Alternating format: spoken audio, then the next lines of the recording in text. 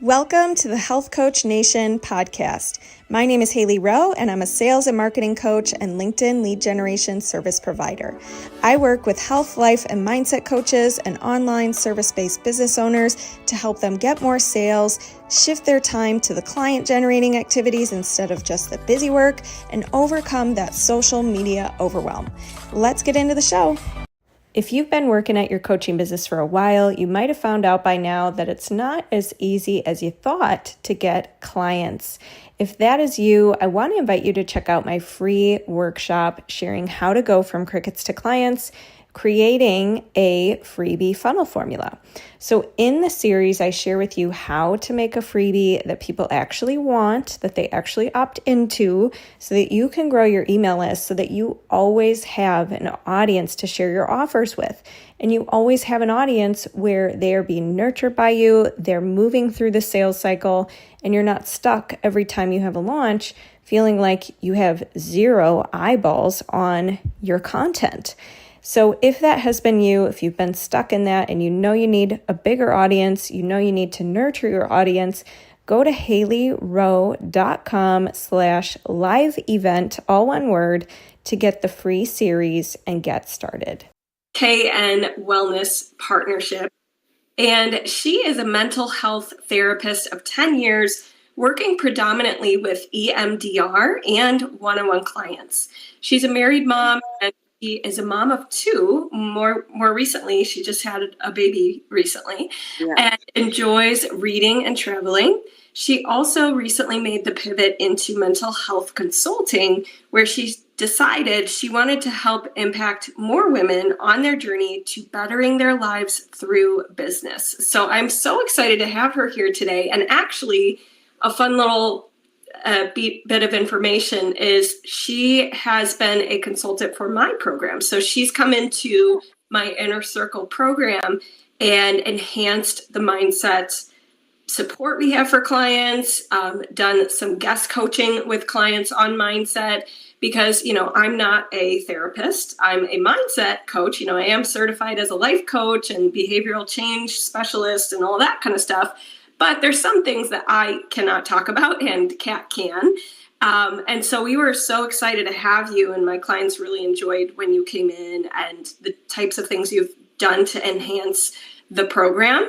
So I want to just kick off by, why don't you share a little bit about what made you interested in, the therapist and all the things? Yeah, absolutely. So, like you said, I've been a mental health therapist for the past 10 years. I love watching people grow and heal and learn from the things that they'd experienced in their lives, and, watch their lives kind of transform, and to kind of have a front seat to that. So as I've gone into the mental health consulting field, I was really just feeling like I wanted to impact even more people, impact even more women, especially, and just empower people on a larger scale to have that mental wellness that they so need to not only make, but, sustain those big changes and successes that they have coming for them in their lives. So it's been quite a ride, because I do not have, the huge business experience that a lot of people do. And it was such a pleasure working with you in your program, which was already great, and,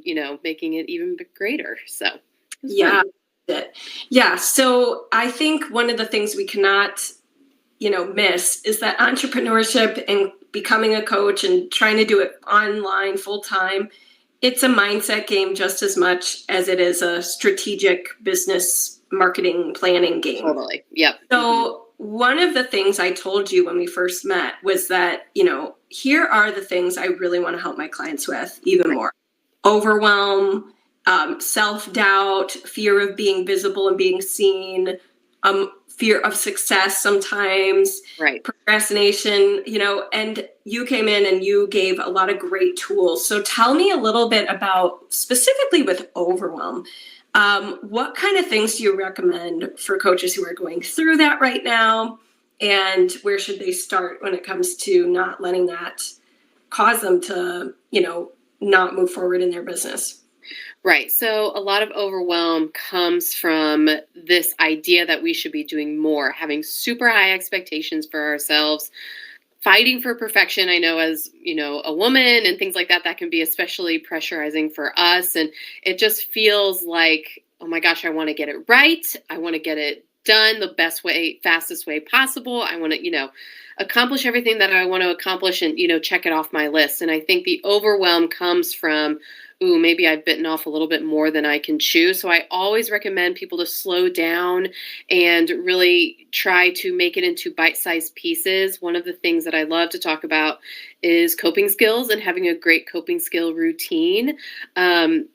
I like to say a coping skill a day keeps the therapist away, but it's going to help you in your program and make you more successful in your business every day, because not only are you showing yourself, I deserve some time to myself, you're working every day in those small moments, using those skills to shed off anxiety, pressure, heightened emotion, things like that, which is so important in keeping that clear mind for you to make those business decisions that you need to, or coaching decisions that you need to, developing, creating whatever it is that you need to.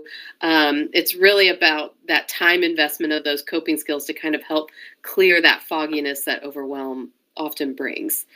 I love that. What's one of your favorite coping skills? Walking is such an easy one. If you live in an area where you can walk around, please go and do that.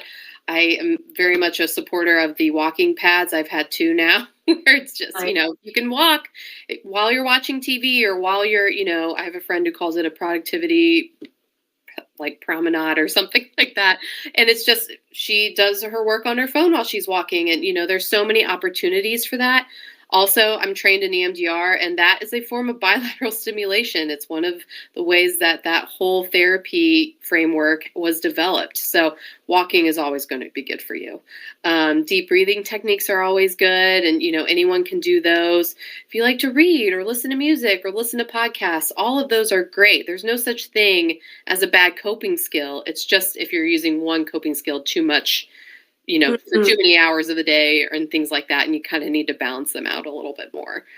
Right. Yeah. If your coping skill is having a net negative consequence, right, where you're doing it so much that you're not doing anything else.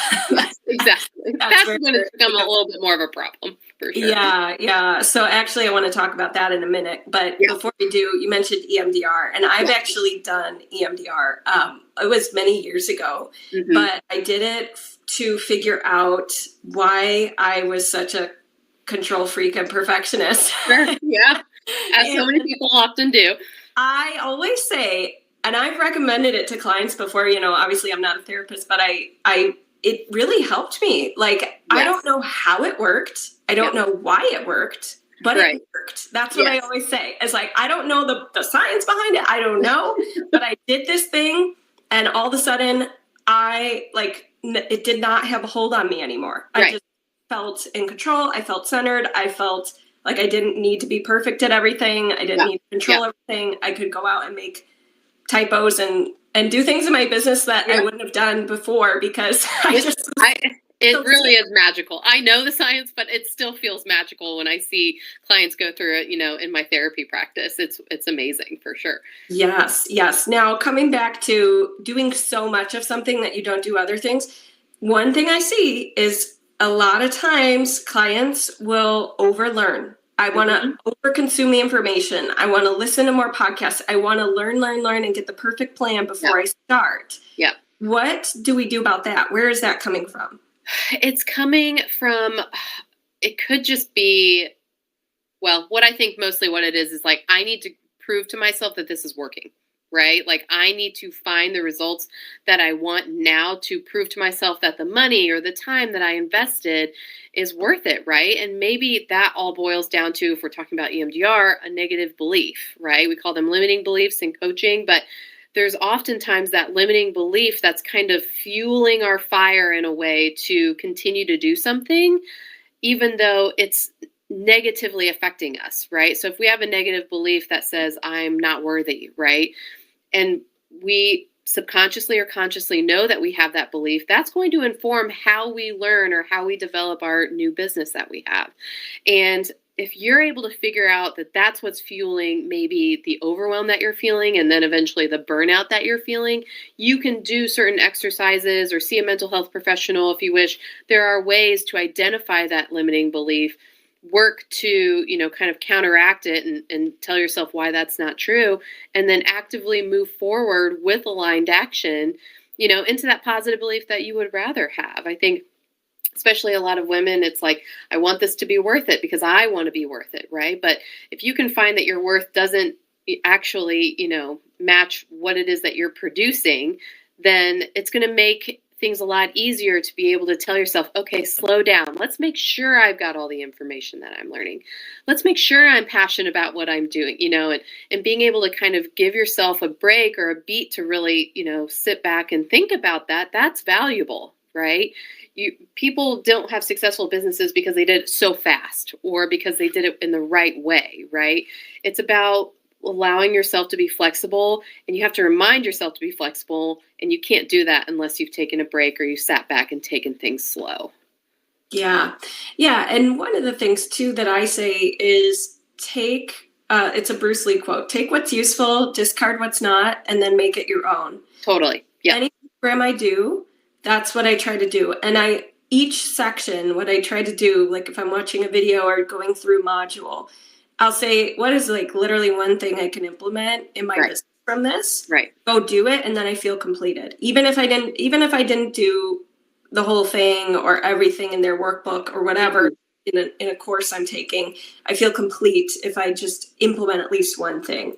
Yeah. So how does somebody though, because entrepreneurship is, and I think this is probably the most frustrating thing for people is you don't know what's going to happen. I don't know that if I do these inputs 100% of the time, it's going to lead to these outputs. And every job has that, I guess, but entrepreneurship especially. So how does somebody handle that? How does somebody cope with the fact that I'm going to go do these things and it may or may not lead to a client? It may or may not lead to sales calls. It may or may not work on the timeline I thought it was going to work on. What would you say to that? I think it's really hard.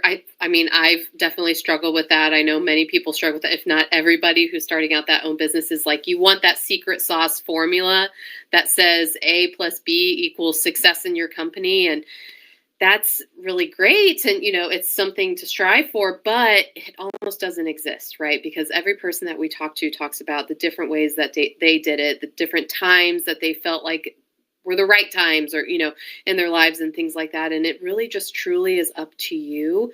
Listen, your brain is going to try to make you stay the same as you were yesterday, right? So a lot of the negative thoughts that come up for us, we feel like we can combat them by saying, but I've got this formula. I've got this way of doing it that everyone says that I should do it.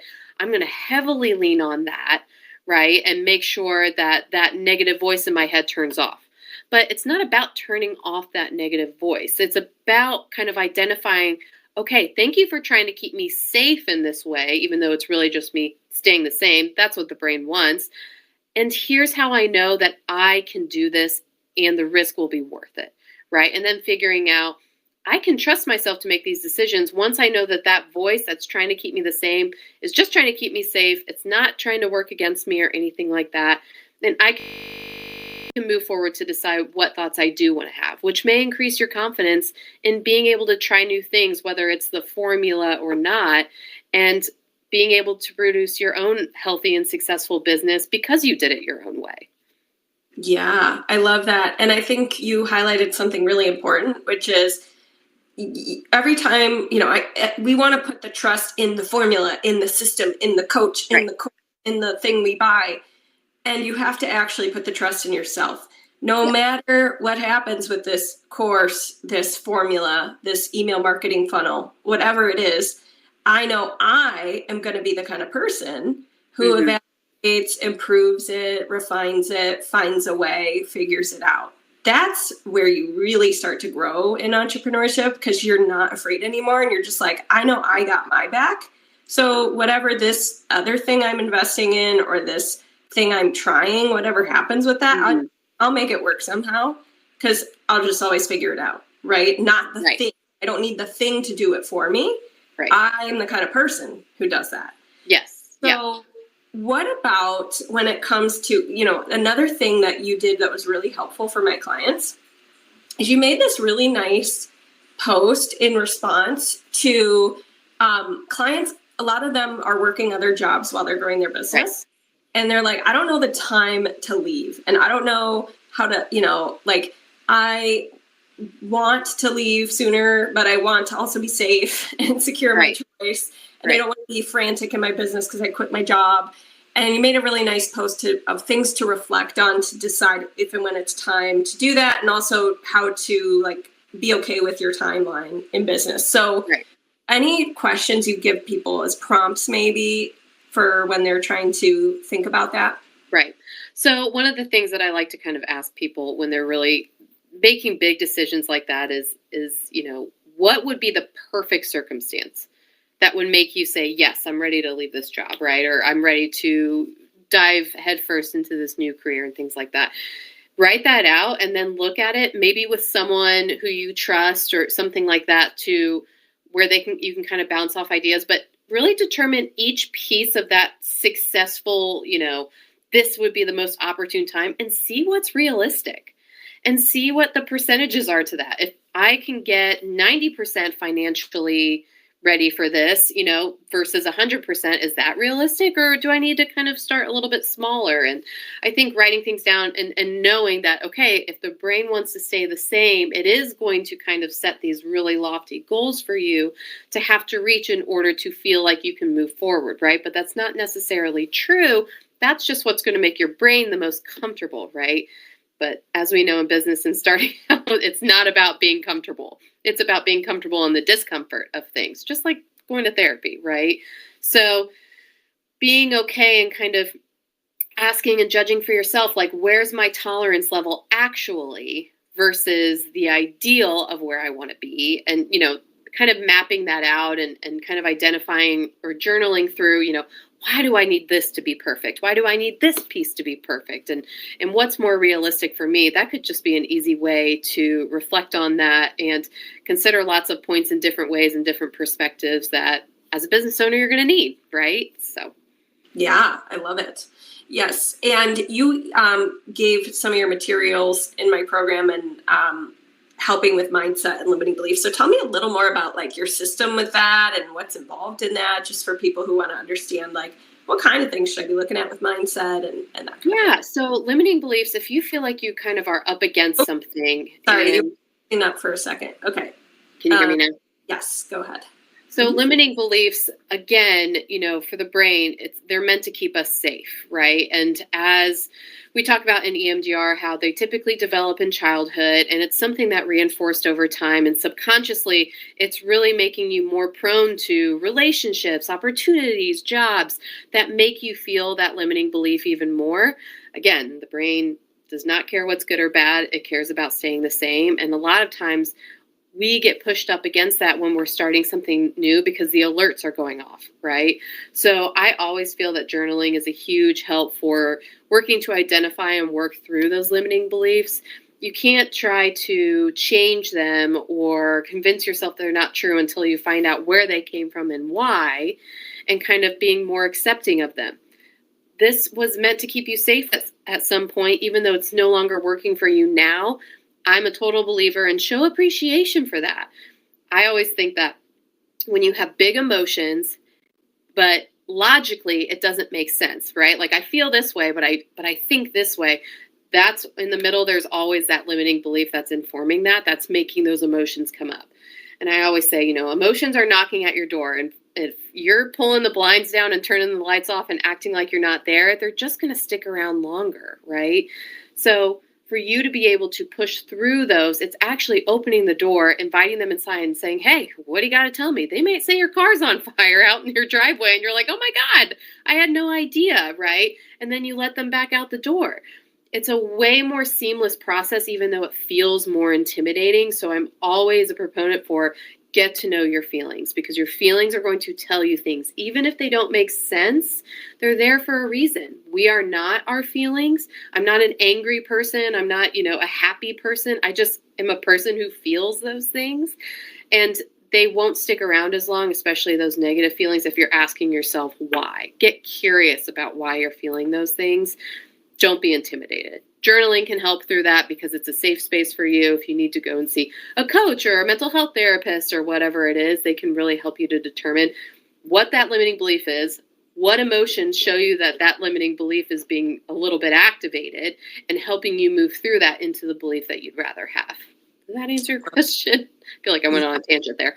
So basically, Kat gave a lot of tools for limiting beliefs and how do you identify what it is and how do you work through it, and what kind of gave structure to this, because mindset's such a vague thing. And I think a lot of people just think, oh, I just gotta give a positive affirmation to myself, or I gotta just, do a guided meditation and it's all gonna be fine. But really, we do need to look at what's going on in your head. And I think the journal prompts you gave and tools like that really helps clients move through their definitely. And that's a lifelong process. That's not all of a sudden I made $1 million and I am done working on myself. The best CEOs, founders, presidents are the ones who are keeping up with their mental health and their mindset and making sure they're on the right track. We're human. Things happen, right? Eventually, our mindset's not going to be as strong some years as it is others. And, it's the ones who really take that seriously, that see themselves thrive through loss or gain that may happen in their company, as it always does.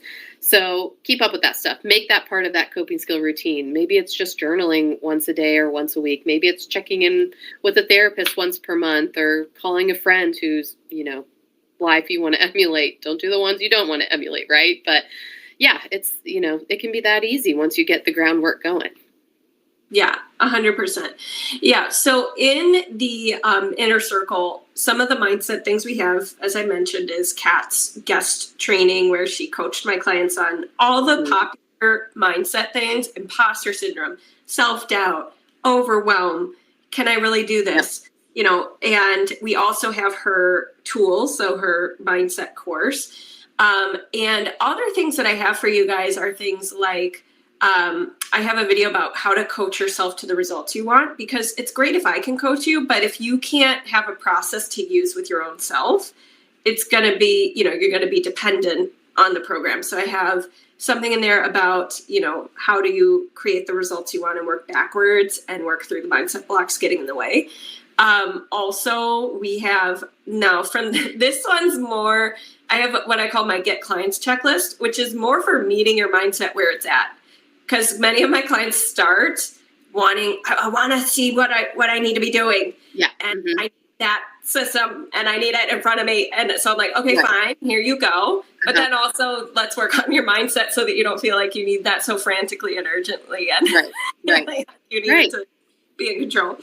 And what would you say, aside from the mindset blocks I mentioned, is there anything else that you see a lot in coaches and entrepreneurs that we need to highlight or work on or improve? I think maybe as far as women are concerned, I feel a lot of it is like, how do I balance my time? How do I, invest in my family and invest in myself and my career and things like that? And, I think, was it Brene Brown or someone said, you're going to drop some juggling balls, right?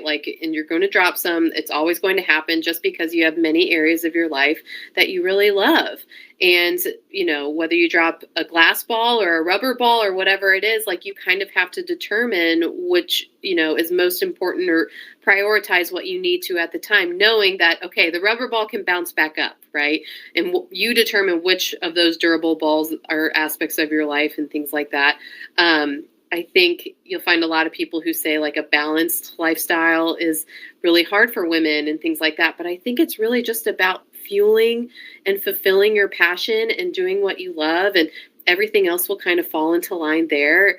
If you're a scheduler, schedule it out. If you're a spontaneous person, spontaneity out. But I think it's just one of those things where it's going to take investment, just like anything does, right? Just like your family does, just like you do, but all of those investments are worth making. They say diversify your portfolio. Well, hey, do that too with everything. And if you add something in there, as women, we don't take adding things to our schedule lightly, right? So it's probably something that we've thought out. fuzzy. You said as women, what? As women, we don't tend to invest ourselves into things unless they really matter and unless we're really patient about them. So trust yourself that what you want to do, if you feel that fiery passion in your gut for it, that it's worth it. And, your family, who you are, everything around you is going to see you lit up by something like that. And it's going to be so great in the long run. I love it. Yeah. Yeah. And what about, you mentioned with balance. How do you define balance? I get kind of annoyed with that term because I feel like it's not like, everyone's balance looks the same. Right. How do you define balance? I think you're right. I think it just kind of depends on the person. So for me, it depends on the day, right? It's just what can I get done and what connections can I make? I think I have maybe smaller goals in mind versus balance, because balance to me is like everything's equal, right? But every day that if a kid's sick, sorry, my business isn't going to have my equal attention as my sick kid. I'm going to be at home and wanting to give them my full attention. And, during the workday while my kids are at school, like my business is going to have my most, sought after attention and things like that. So I think for me, it's about the smaller goals that I want in a day, where it's like, I want to look into my kids' eyes and laugh. I want to, hold my husband's hand at dinner. I want to reach out to 3 leads today, things like that. And it's just about being adaptable when those things change as they do, and, not beating myself up if I can't get things done. 100%. I love that. Yeah. And I've seen a visual, I can't remember where I saw it, maybe on Instagram or something, but it's like balance looks different. And it was like a chart of like your attention on each day. Like some days you're getting your 100% to a lot of things, and other days you don't have 100% to give. Maybe you're sick. Maybe, like you said, sick, whatever. But every day just looks like giving the best you can to, what's in front of you. And, being, as you said, being goal oriented. So thinking about your goals and making your decisions based on that. Right. So where can everybody connect with you? Maybe I work with a lot of coaches who have programs, and they may enhance it with some of your mindset tools, or they may even, be interested in EMDR or things like that. So how can they connect you? So as far as the therapy is concerned, I'm a licensed therapist in Indiana. So if you're in Indiana, feel free to look me up. In terms of my consulting business, you can reach me on Instagram. I'm at KN Wellness Partnership. That's all, down below my screen here.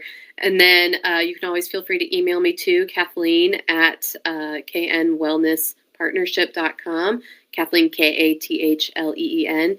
And then, my website. That's probably another easy place just to check out what I'm doing. Also, knwellnesspartnership.com. Amazing. Well, thank you for being here today. Really appreciate the support you've given in the Inner Circle and on the podcast. And I'll talk to you soon. Thank you so much. It was a pleasure working with you. And, your clients are lucky to have you. You're so knowledgeable in your space, and it was really fun to work together. Thanks so much for listening to this podcast, and if it's really helpful for you, I'd really appreciate if you share it and or leave a written podcast review. This tells the podcast sites that our show is useful, and it will be promoted to more people that way. Thanks again.